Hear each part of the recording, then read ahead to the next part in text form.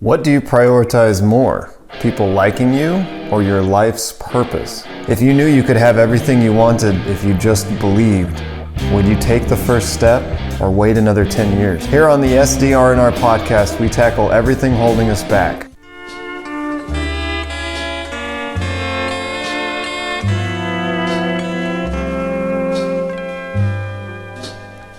Crazy for feeling so lonely. That's such a good song. So classic. As we heard, that was actually the original by Willie Nelson. I think that he might have actually recorded that before, I think it was Patsy Cline who made it a really famous song. But yeah, actually Willie Nelson's. If you ever get a chance to see Willie on tour, he's still doing shows and he's still a total badass. I mean, he's like pushing 90 now. I think he's 89.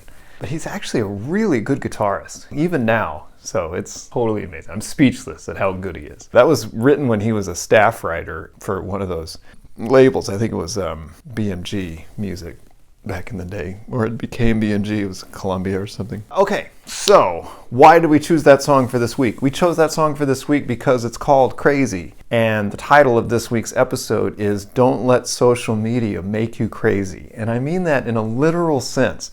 Social media is making us all crazy. Like, not just like, oh, it drives me crazy. It literally makes us crazy. For all of human history, we had the town hall. We had civilization. We had regular experiences where we would say what we thought around other people in our community. And if it was crazy, they would call us on it. So we would pick up on their little micro reactions, or maybe they're very direct reactions that said, Jonathan, what you're saying is batshit. But I know that you're not batshit crazy, so I'm going to give you a pass this time. But if you're going to keep saying that shit, you need to go in the corner. And then everybody around you would say, hey, don't listen to that Jonathan guy, he's crazy. So that was a wonderful, blessed thing that we've had for all of human history, but we no longer have it with social media. We don't. So why is that? Social media sell ads, right? So what they're really selling is ads because they hold people's attention. So the longer they can hold people's attention, the more ads they can sell. Because literally, I can put more ads in front of a person if he's there longer, right? So they want to hold your attention. Okay, sounds good. What holds people's attention the most? Controversial, wacky shit. It's interesting to us, okay?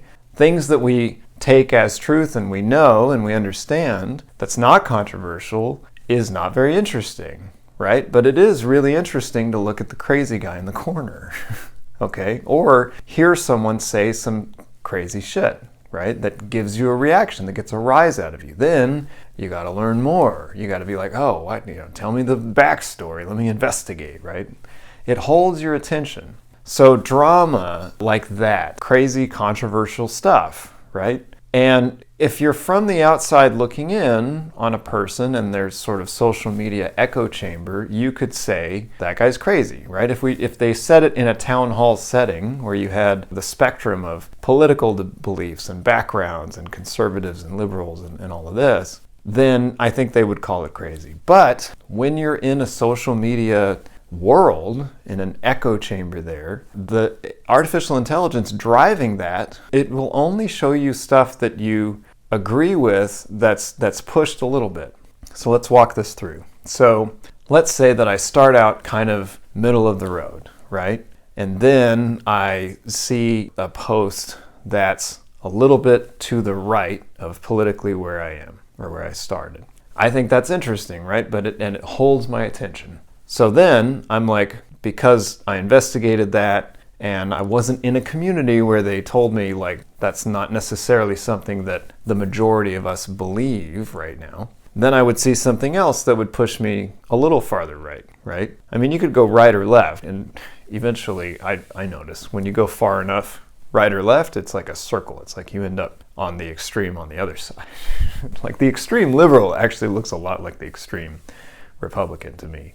But anyway, so you get pushed a little farther and a little farther and a little farther, And after some months of this, really doesn't take very long, you're starting to say shit that you would never say before, right? Never before. And believe things that you would have never believed before. And hold to those things and expect that everybody else that you talk to is also similarly in this vortex with you, like in the same political or belief structure that you are, because our brains have been hacked. So we've lost that community, and that's a down dirty shame. We really need other people to sort of react to us for our own sanity, to say that's a little off or not, to either inspire them with what you're saying or they encourage you to back off from it a little bit. I'm not saying conformity is great.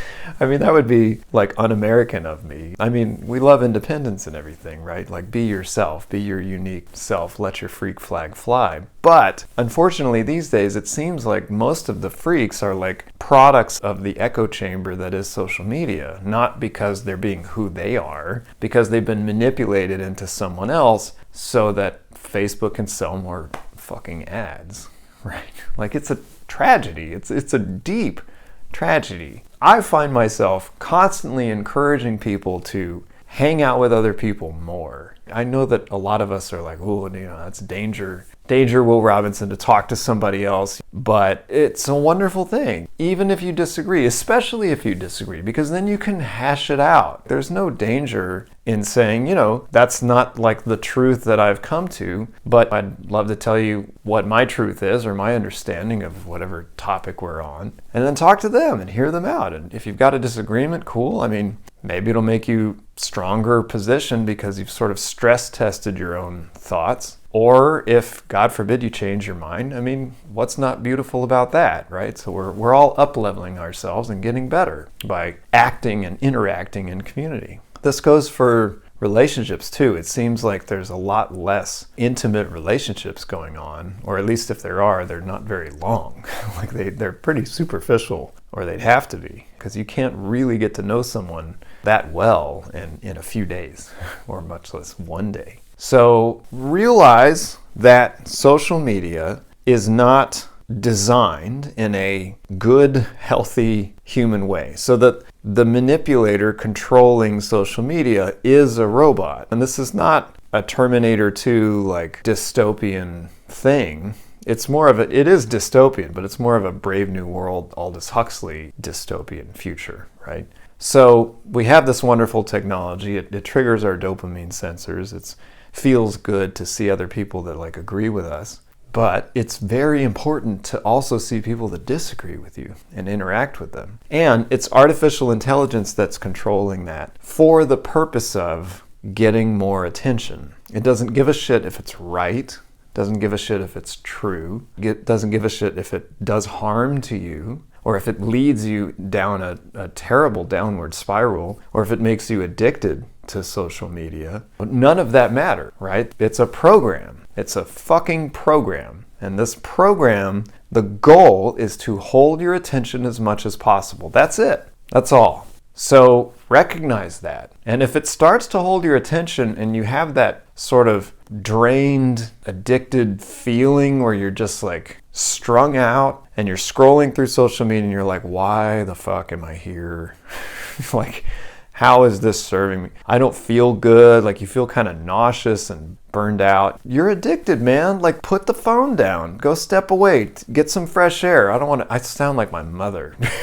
But go outside. Go outside. Call somebody. Don't just text them. Like, call them. Like, leave a message that's long-winded and brings you to the message duration time limit, Like, I love it when I get those. I think those are the coolest thing in the world. There's another app called Marco Polo that's really cool that allows you to like do a quick video message that's neat. And you can sort of hold up a conversation over time because you just trade these messages back and forth. But connect with people. Give people the opportunity to disagree with you and disagree with them in a nice way. But we need to like come closer together, not run away more. I think this social media is really splintering us off. We're becoming factions of one another. We're being distant, and it's sad. And I think we're at this crucial place in what will become human history where we got to make a choice, man. Like, are we going to follow these robots, right, to like control our minds? Because it is mind control. I mean, it's absolutely mind control. That work. It is far more profitable to hold your attention and control your mind than it is to just try to make something entertaining. People spend way more time on social media than they do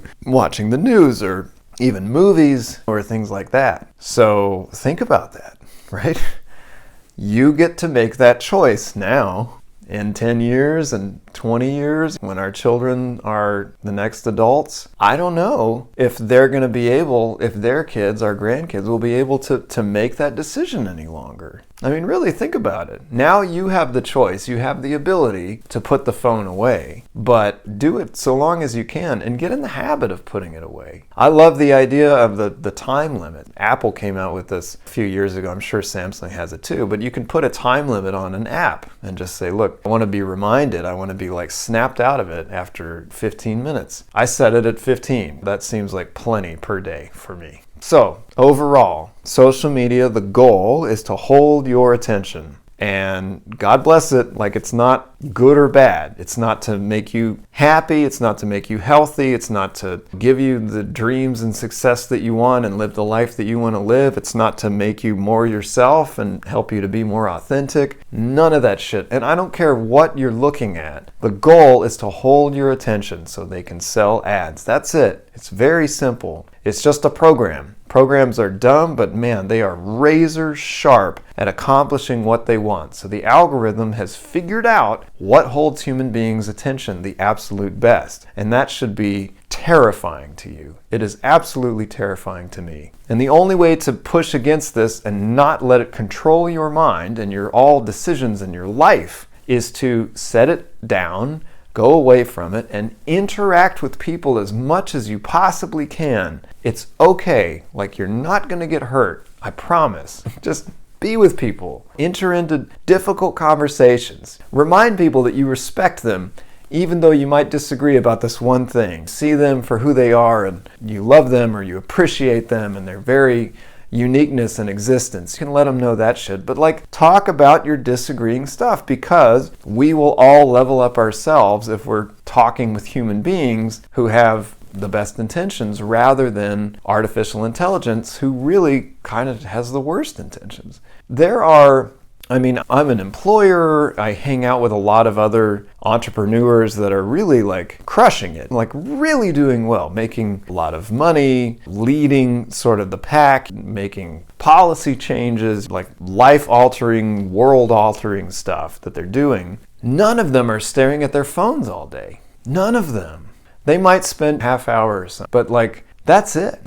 You can see what's important to them by their actions, how they spend their time. They're thinking about their budget and their plans and their business plans and their friends and their relationships, and they're in it. Like, they're fucking in it to win it. It's so cool. They have all this energy. It's like endless energy because it's not sucked dry by the social media algorithms. I also want to talk about how social media is changing, and it's technology. It's not just social media. But all of technology is really warping society when it comes to romantic relationships, I believe. It's all relationships, but I think you can see it as an acute problem that we're seeing. So people, years ago, I was on like dating apps, and a lot of people have been on dating apps. I hope that you don't have to be on dating apps, most of us do.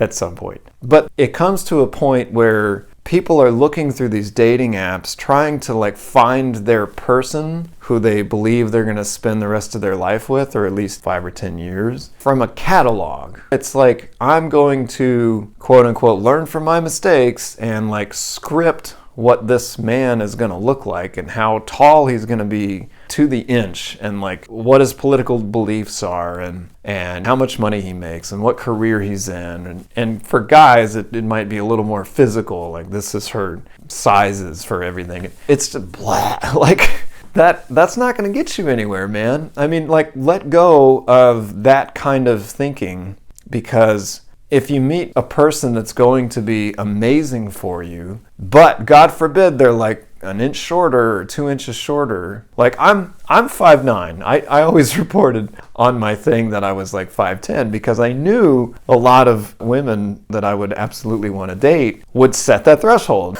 Like I'm not talking to anyone below 5'10". If I wear the right shoes, like I'm an easy 5'10", 5'10 and a half, like no question, right?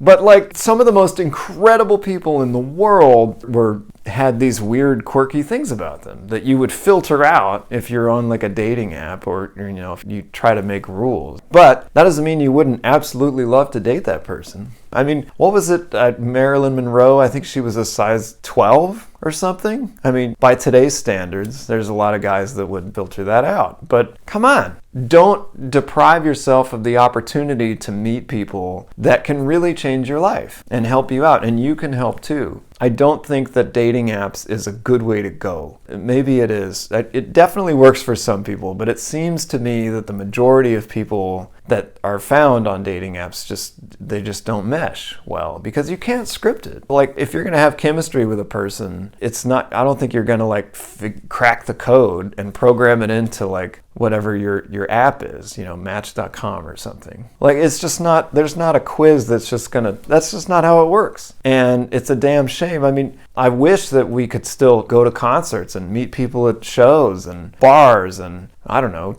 church, if you go to church, any of these things like we used to, where you can get to know a person slowly and then you find out about them. You don't just like Facebook stalk them and find out everything about them from that and then say, oh, well, I would never date someone that drank whiskey ever, because that's terrible. Only terrible people drink whiskey. I've heard that too. If they drink bourbon or whiskey, like it's not okay. My guy's going to be a martini drinker.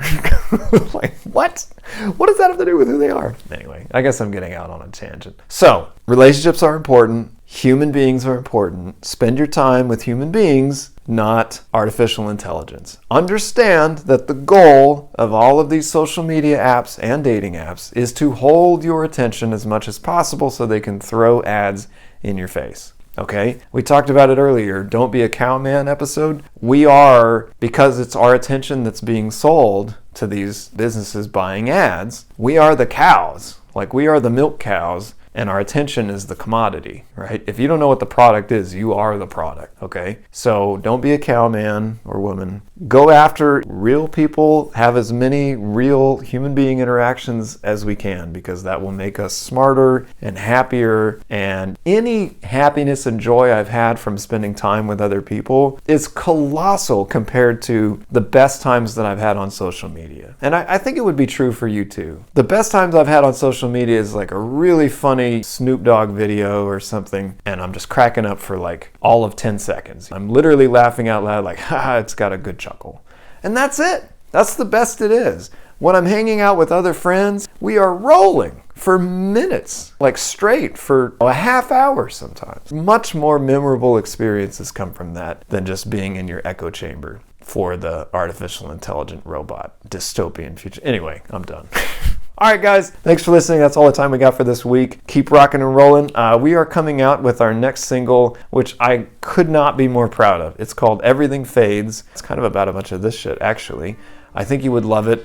We have found a balance between like a sultry, jazzy sound and a hard rock, like punk sound, kind of in between on the chorus sections. And I don't know how, but we figured out how to make it work, with a lot of help from Ross Childers, of course, who's helping us out from Collective Soul and all of that. So keep rocking and rolling, guys. We'll see you next week. If you enjoyed this podcast and you want to hear more, check us out on JonathanSparksMusic.com, JONATHAN SparksMusic.com. Please like and subscribe. Tell a friend to tell a friend. We love you guys. We'll talk soon.